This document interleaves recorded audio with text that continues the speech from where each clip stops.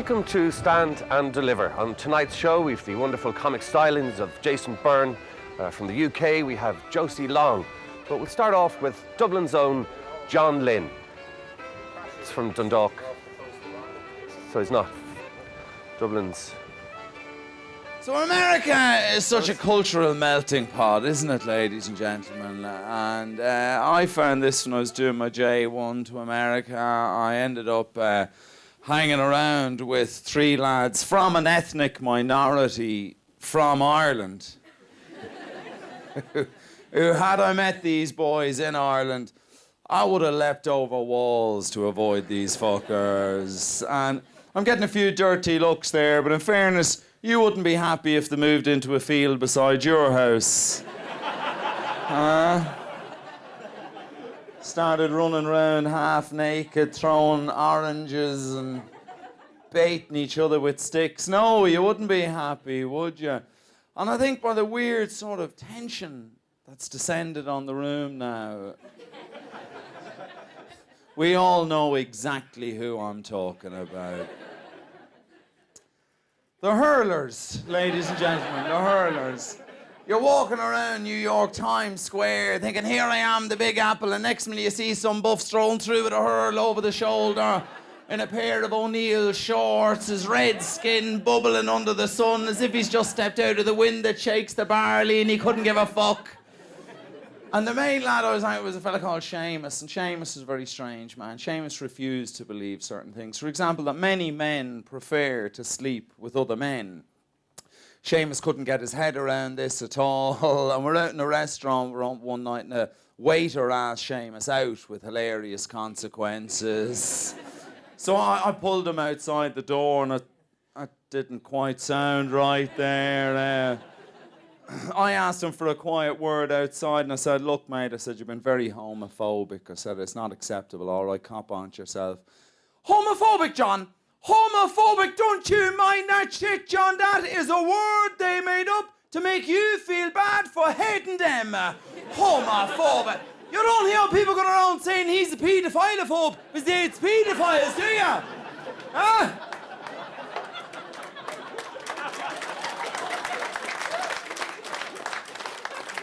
It's a war zone out there, isn't it? I mean, my missus and I, we share a house with three single mates of mine. So I'm like Ross Kemp embedded in Afghanistan when it comes to seeing the true horrors of the war. And it is, I mean, the lads are up to Copperface Jacks every Saturday night. These are the kind of, like, are you familiar with that place? Yeah. I mean, that place is like the first 20 minutes of Saving Private Ryan, isn't it?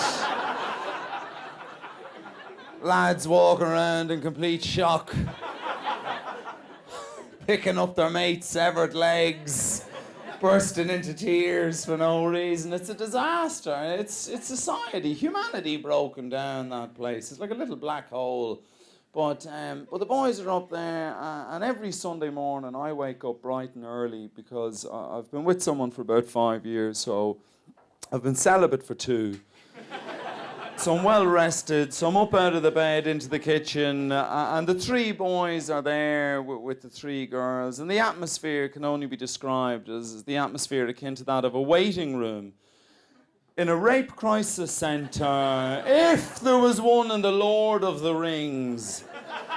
There's 6 orcs sitting there, the copper's face is on them, staring at each other, and it's difficult. I mean, I see the girls looking at my mates, wondering how the fuck did their conquest from the night before go from George Clooney to Mickey fucking Rooney.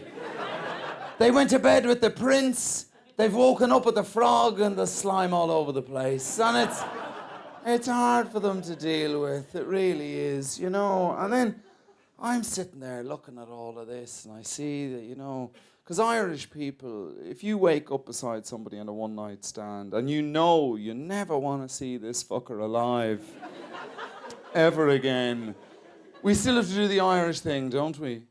Would you like a cup of tea? Ladies and gentlemen, thanks very much for listening to all my shite there. Thanks a lot.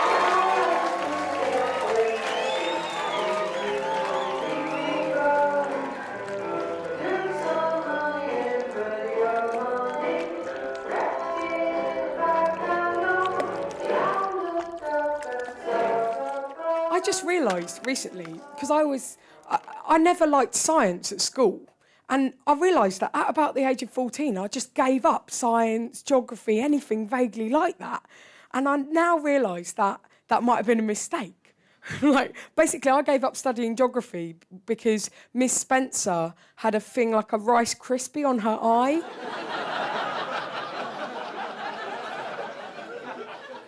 And now I'm like, that's probably not... Like, I think it's because when you're a teenager, you feel like you have to pick a team, you know? So I'd already picked the romantic poetry, self-harming team. Could be on the measuring things in glass cylinders team. Those guys were probably virgins. So I thought I'd try and make myself broaden myself out a bit. Now I'm a real adult, and I've got really into science. And I started studying maths, actually. And the reason I started studying maths is because I kept having nightmares that I was studying maths. That's right. Thought I'd show Dream Me who the boss was. Like, I'm so scared about doing the maths. How do you like it? I'm doing it in the real world. I just hate the me that dreams. She's an idiot. How could it be my boyfriend and my mum at the same time? Never even been to prison. I hate the me of my dreams. I also hate the me of the future. Like, whenever I think about me when I'm 40 and she's like, oh, I've learned so much. But what I do to get rid of her is I comfort eat the entire time. How are you going to fit into the blue dress now? Oh, thank you. I appreciate you clapping my self-sabotage. That's good. It's a good start. So in part of like learning about science, I got given this book, which is Charles Darwin's Letters Home. When Charles Darwin went on his voyage around the Galapagos Islands, he wrote to his friend Helmslow about what he was experiencing. And it turns out he was quite a fun guy, and I had no idea. So I thought I'd read you a couple of my favourites, if that's all right. And if it's not, to be honest, bad luck. I'm going to do it anyway. So, OK, so he's writing to his friend Helmslow from the Galapagos Islands. February 22nd. My dear Helmslow, this afternoon we docked upon a new island and, upon disembarking the ship, I noticed a turtle. On the back of the turtle were markings, very unusual to me. When I spoke to my guide about this, he informed me that these turtles were peculiar to this island and this island alone. So I ate it.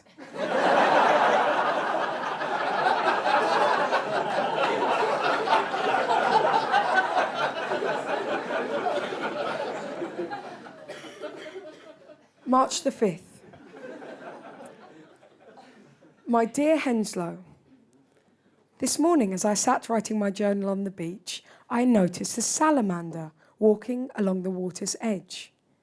As it walked in the corner of my vision, I thought to myself, how fantastic it would be if this beast were to approach me closer. But, I assumed, the beast would be too afraid to do so. How excited I was when the salamander began approaching me and came to within my arm's reach, allowing me to touch its head, leg, and flank. So I wanged it into the sea.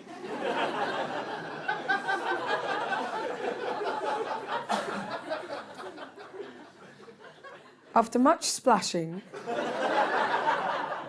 the beast recovered itself and, tentatively, made its way back onto shore. I thought, surely the beast shall not allow me to touch it after such treatment, but, much to my consternation, it came to within my arm's reach, allowing me again to touch its arm, leg, and head. So I wanged it in the sea again. Right, this time I've done it harder than the first time. Like, imagine the first time's like a 7 out of 10 wang. This time I wanged it. I wanged it so hard. I thought I was going to hurt my arm or something. 3 hours I was there wanging that thing. It kept coming back. I wanged it again. It kept coming back. I wanged it again. As if to suggest It had not encountered this treatment before and did not expect it again.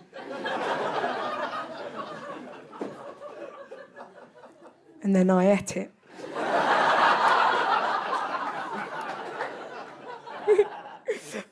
Yeah, fuck it. Oh, I forgot there's another section of the show entitled Things My Stepmum Has Actually Said.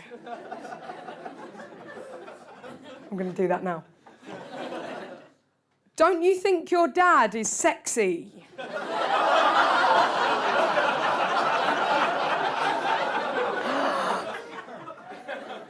That was things my stepmum has actually said. Right, now it's time for the plays, theatre fans. Thank you. Right, this first play is set at Halloween, right? And when I'm over here, I need you to imagine that I am the haughty maitre d' of an upmarket French bistro. Yeah, to be honest, I didn't need to point it out because my acting is super sublime. But, okay, and then when I'm over here, it will become apparent, okay? Yeah, I can't give it away before the play. We're in the drama of it. Okay, ready? Right. That's not this is the play is of now. Okay. Excuse me. I've got a table booked for 7:30 p.m. for 2 people. Which name? I know it's good. It's good. Yeah, the name is Frankenstein's Monster.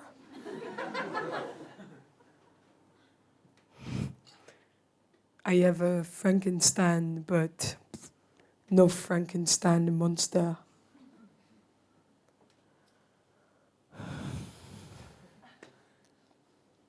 This happens all the time. Thank you, thank you, thank you. Thank you very much, thank you. Thank you. Thanks.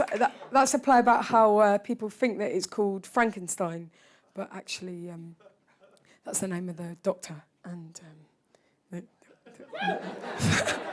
were you indifferent to that? You're going to love this one. Right, now, this next one is set in 16th century England, right, Elizabethan England. I want you to imagine that I'm a very beautifully bedecked lady in an English country garden, right? I'm just sat like this. And then when I'm over here, I'm another beautifully bedecked lady, okay? Right. Okay.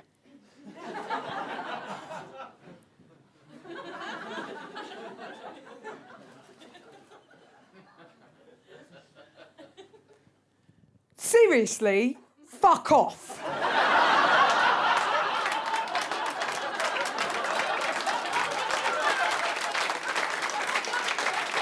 Thank you. Thank you very much. Thank you. That one was an allegory about the Spanish Armada. It wasn't, but it sounds clever. Join us after the break when we'll hear Jason Byrne say,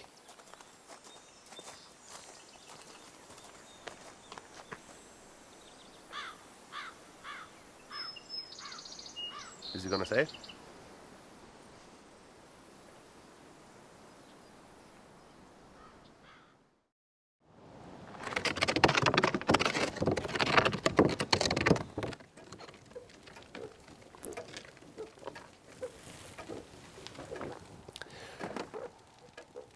The day Jason Byrne came to town. The day Jason Byrne came to town, the lads invited him sit down, weight off his feet and sorrows to drown. But Jason wanted to walk around, so he bid the lads goodbye and went to find the young man who had sat upon his child, who just then was asking when the ambulance would arrive, unaware of Jason Byrne and his turning passing by.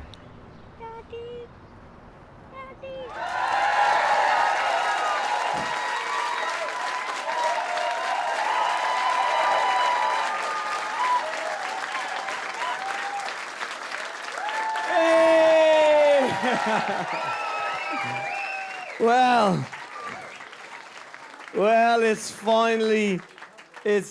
great to do a stand-up show on RTE television. Finally, they've got the money together to get big acts over and build the best set that was ever made, ever.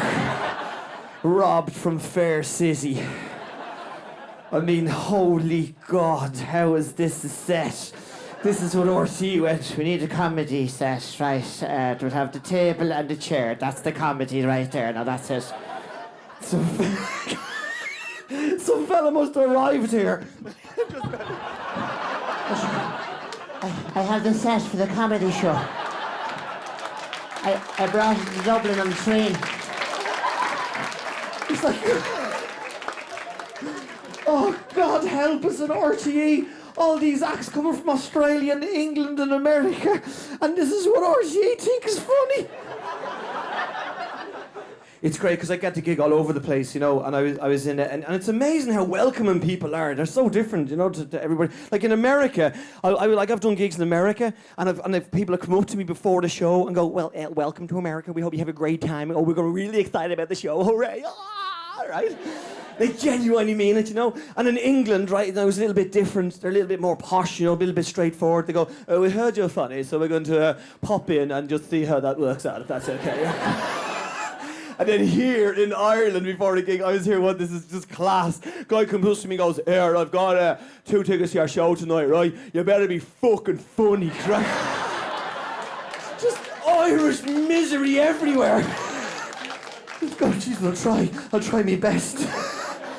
But I was away, you know, and I mean, you know, I've been in Australia, you know, because we've had Australians and here and everything, and Australia's great, you know, it's a great place, and I love it, you know. But I was there, you know, and I'm a really crap swimmer. Oh my God, and basically what happened was I haven't been to the beach quite often, you know, and the first beach I went to, right, was Bondi Beach, right. This is totally true, right. It was in Bondi Beach, which has got white bleached sand, right, nothing else, right. I went down, I just had my shorts on, I had nothing else on, just my shorts, right, and I thought, I know, I'll lie down, I didn't even have a towel, right, and I lay down on the beach, and this bloke stood on me and walked off, right. I was so humiliated. When I said to him afterwards, he just went, I just thought it was a pair of shorts on the beach. Put a fucking top on, will you? So I went to a place, right, called Manly, right, which is this beach, right, and it was just amazing, the big, huge waves, like in Australia. It's beautiful, just like, and just like, we're going, yeah, I'm getting in there, this is great, you know. Not like the waves here that we have in this country, just kind of piddle off your ankles, you know. Just kind of, and this girl's going, Jesus Christ, that's very dangerous, isn't it? Is there a lifeguard around anywhere? That just hit my knee there when it splashed me. So I didn't go surfing, right? Because you cannot go surfing unless you're Australian, right? Because Australians are brilliant at surfing, okay? Because they get into water. At the age of 2, their mother just gives them a board and this guy's, go on, get in. And they go, oh, yeah, mum, oh, yeah, nice. Oh, yeah, fucking yeah, fucking yeah. Oh, fucking yeah, fucking yeah. Oh, love it, oh, fucking yeah, fucking yeah, fucking yeah. Like, that's why when you're in the sea, you get confused. They sound like dolphins, right? All you can hear all around you is, fucking yeah, fucking yeah, fucking yeah, fucking yeah, fucking yeah. What the fuck is that? Right? So I got into the sea, right? And I didn't get on a surf. I got on a boogie board, real Irish, right? Paddy Irishman. Got on a boogie board and I stayed on the white surf. You know, just, you know where the wave breaks and it's actually about that high? And I just lay it on my belly, just going. And the Australians were so nice. They go, you gonna go out surfing out there? I was going, no, I'm grand here, thanks. It's nice and safe. I won't be going out there. I might die, right? So I got a bit braver.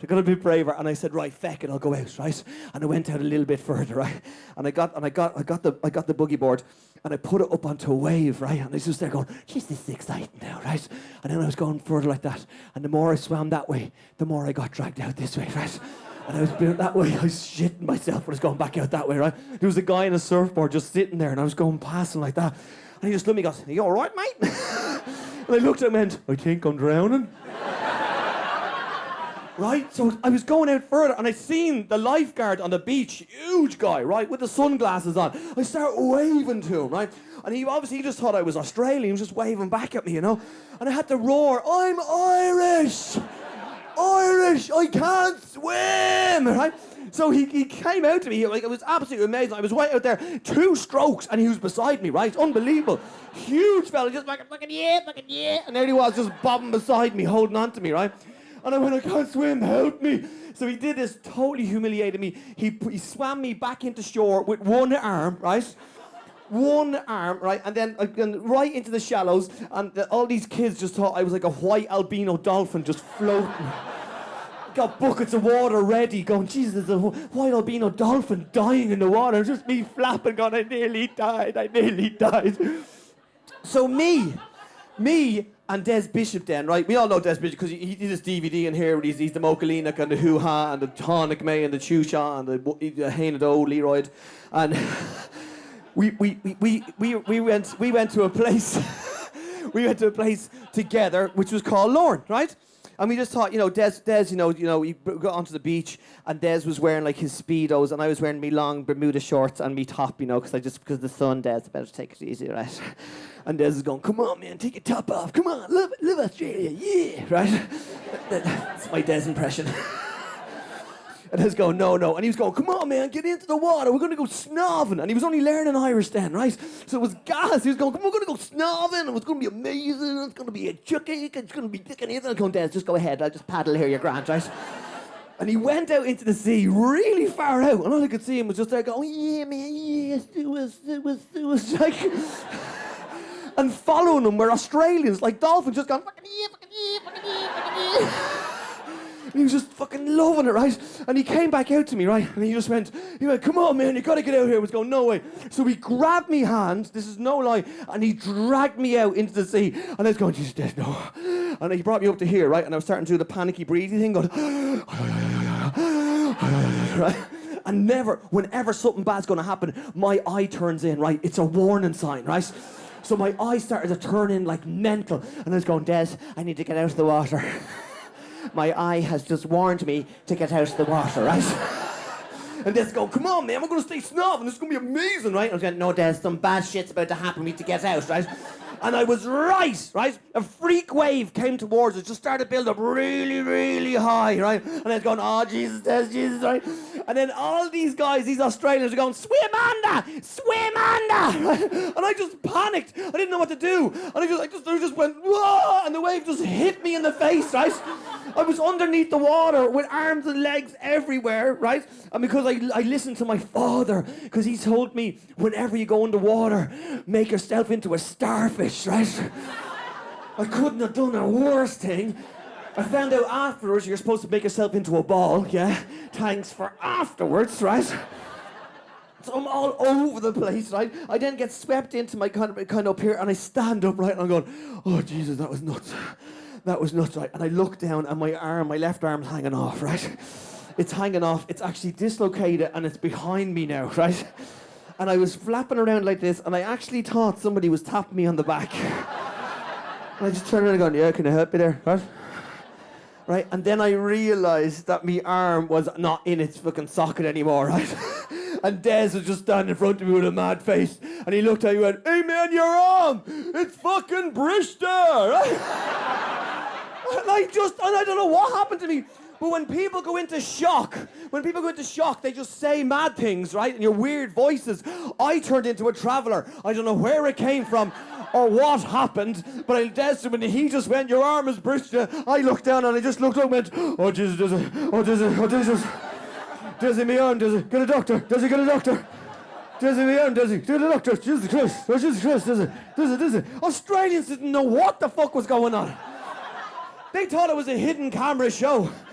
Because all they could see was basically an American in Speedos running up down a beach, just shouting, Kailash a doctor! Kailash a doctor! And his handicapped brother just fucking running behind them. Going, Jesus, does he get a doctor? Does he get a doctor? Jesus, please, does he get a hooking doctor? Sorry. Oh, I melted. Ladies and gentlemen, the Róisín Dubh, Galway. Anyway, I'll talk to you soon. Let me know if I'm the father. But there was a lot of us there that night.